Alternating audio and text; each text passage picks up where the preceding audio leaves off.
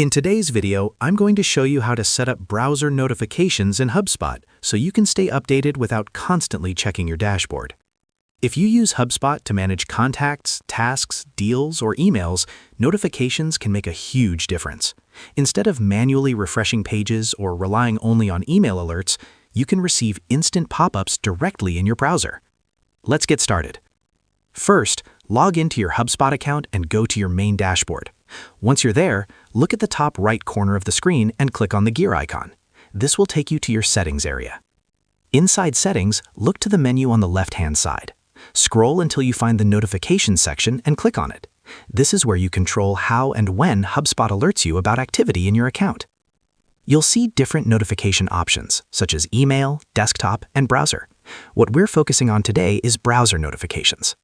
Find the section that says something like How You Get Notified and locate the browser option. There should be a toggle switch that allows you to turn browser notifications on. Click the toggle to enable it. At this point, your web browser might ask for permission to allow notifications from HubSpot. Make sure you click Allow. If you don't, the pop-ups won't appear even if they're enabled in your settings. Once browser notifications are turned on, you can customize what you actually want to be notified about.